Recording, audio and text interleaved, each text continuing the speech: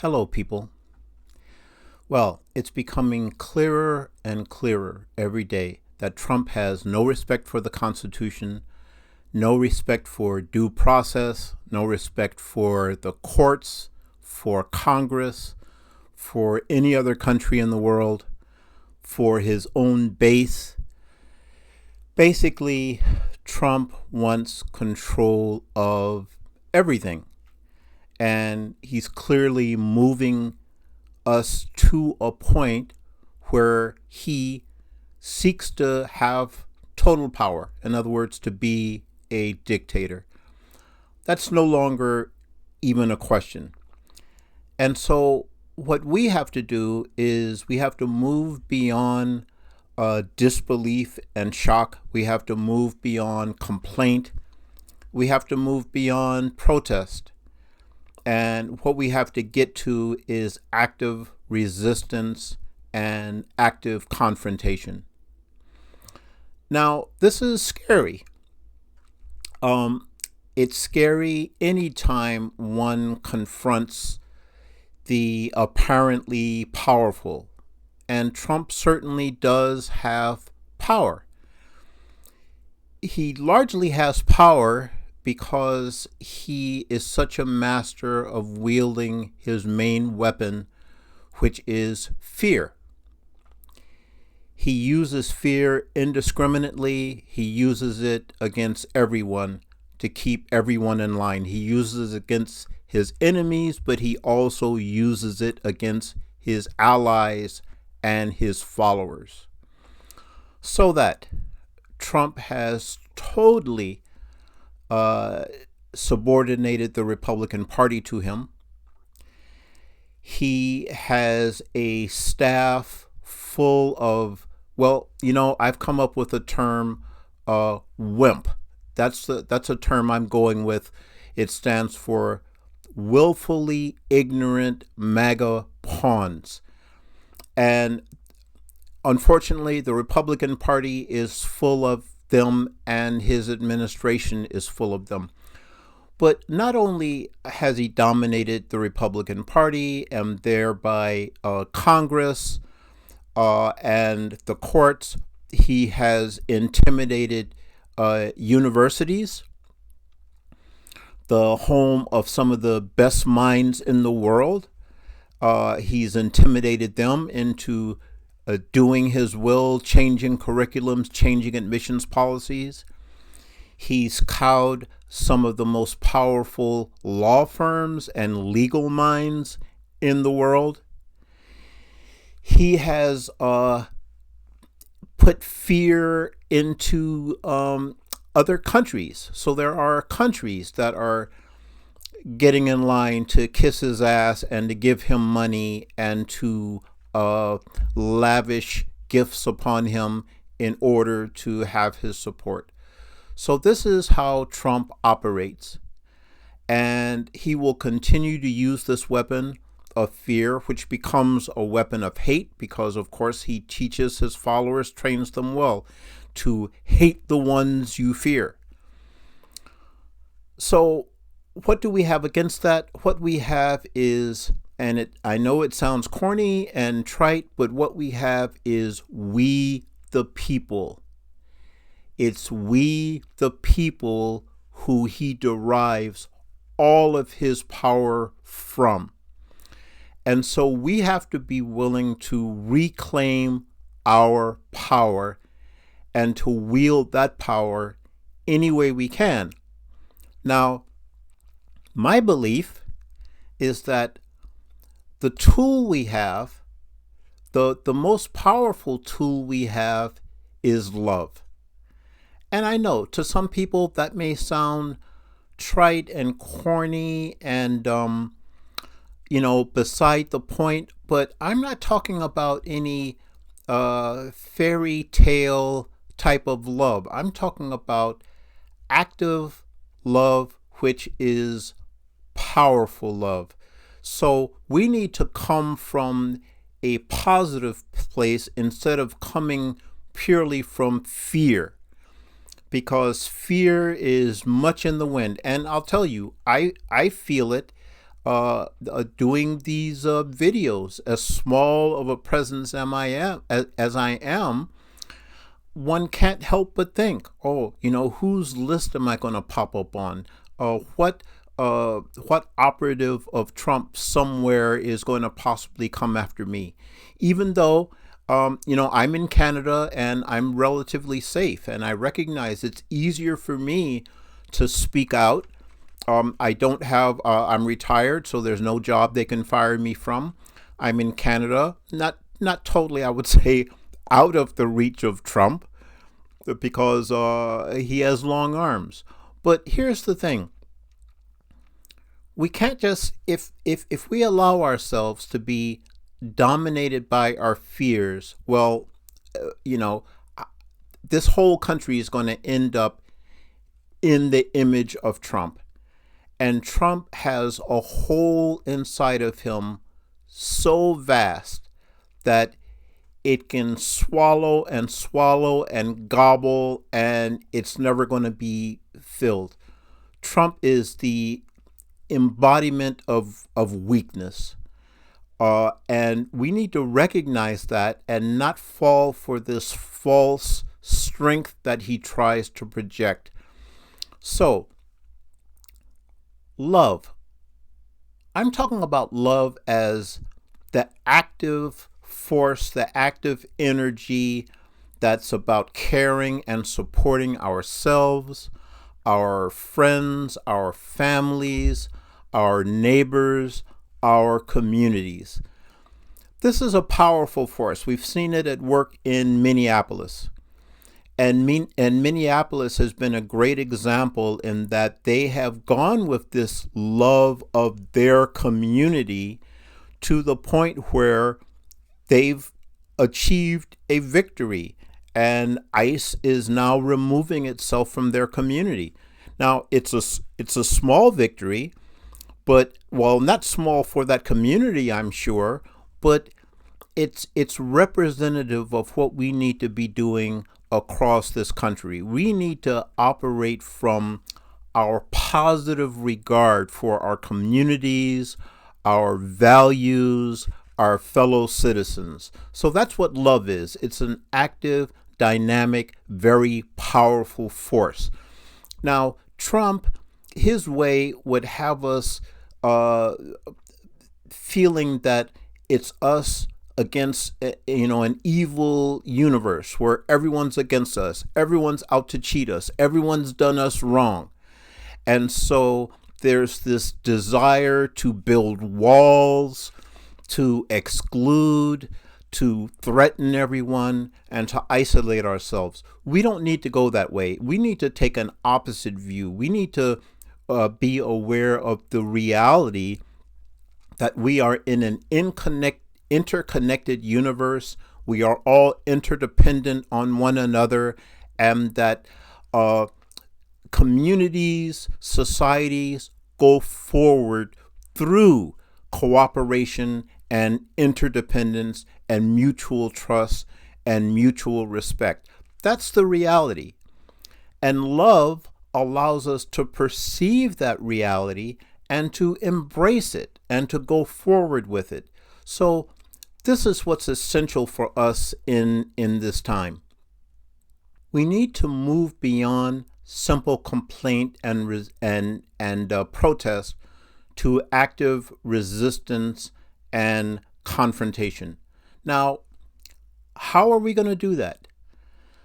I'm not sure how we're going to do that. I'm looking for ways. I'm looking for other voices, but there are many voices out there that we can consult. I recently have started to listen to a channel hosted by Tad Sturmer, and his channel is all about the resistance history of the United States.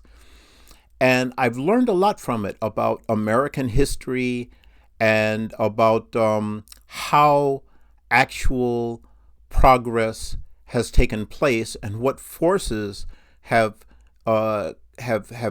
been brought to bear in order to bring forth progress. One of the things he points out is that a revolution, it's not just something that happened in 1776, but there's been an ongoing revolution to actually make the words of the Constitution real. Revolution is something that continues to happen, but as it happens, it requires people to face their fears and to put something on the line. A regular part of my intention as I've been doing this channel has been to reach out to people who are either, swing voters, or people who are maybe in MAGA but have the intelligence and the perception to see how wrong it is and how much just really evil is at its core. But I recognize how incredibly difficult it may be for many of those people to separate themselves from MAGA. If you're embedded in a family of believers, if you are at a job where you may be fired, if you're in a community where you fear that people will turn against you, then that's incredibly difficult. And it's something that you probably won't be able to manage on your own. So those of you out there who are in that situation, you're going to need to reach out. You're going to need to find alliances. But it's imperative that more people who are currently associated with MAGA, that they separate themselves from that movement. But I'm recognizing that, this effort on my part to lure away some of those people, that can't be my main intention, because, who knows? Who knows if and when people are going to make this choice. In the meantime, our democracy is being eroded. It's gotten to the point where citizens are being killed in the streets, and the administration is protecting the perpetrators of these murders. It's gotten to the point where Trump is just out and out refusing to comply with court orders. And sure, they couch the refusal in delays and, it's impossible to do this and do that. But basically what it amounts to is rejecting the rule of law. We have one glaring example of that with the Epstein files, which Congress passed a law that these files had to be released by a certain time, and that directive has simply not been followed. I was watching a panel of women today who were in that hearing with the Attorney General, and they were pointing out that the names of the victims which were supposed to be redacted were not redacted in many cases, but the names of the perpetrators, those names were redacted. They're the ones who were protected. So the violation of law, the violation of rights and of due process is blatant. And we have to confront this lawlessness. There's also a channel called Bean Thinking, BEAN Thinking.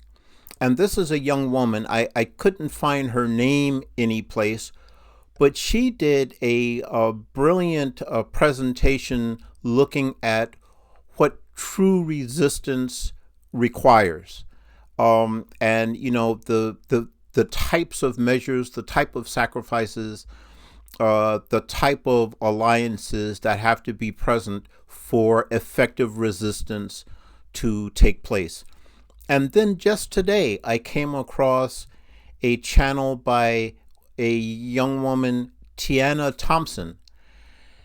And she spoke of living in France for a number of years and looking at the contrast between how the French population treats its relationship with government as opposed to how Americans do.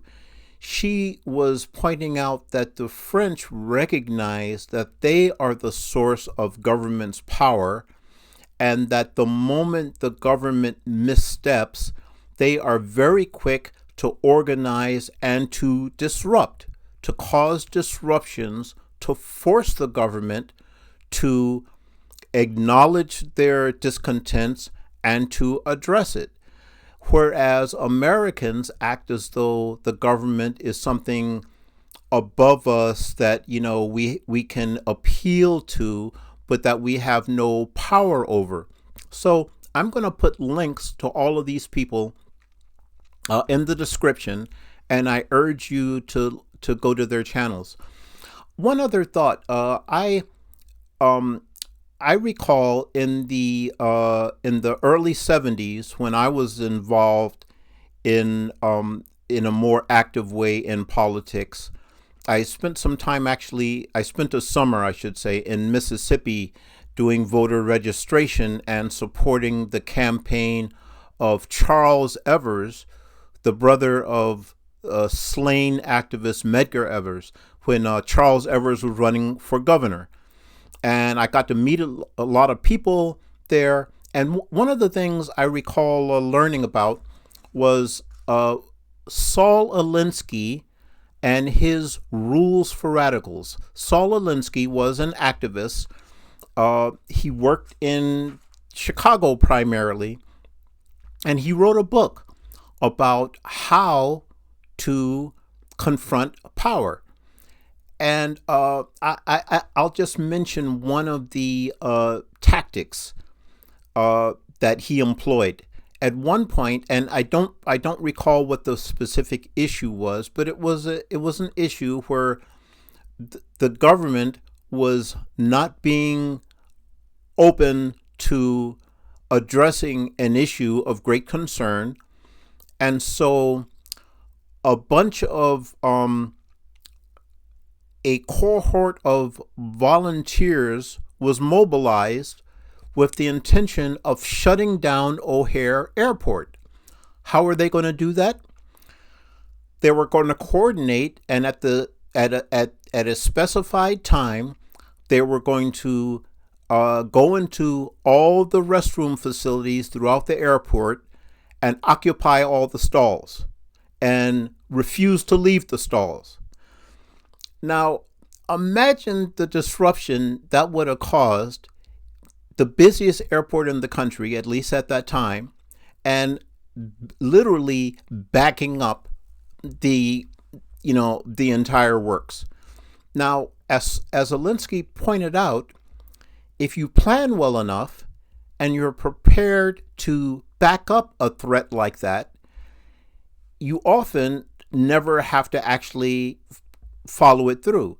And that was the case with this particular effort, that once it was clear that this threat was serious and that this action was going to take place, and once the powers that be had to consider the enormous consequences of such an action, they were willing to come to the table. So this is the type of creative energy that we're going to need. We need to be able to, I think, mobilize the power of the purchase power.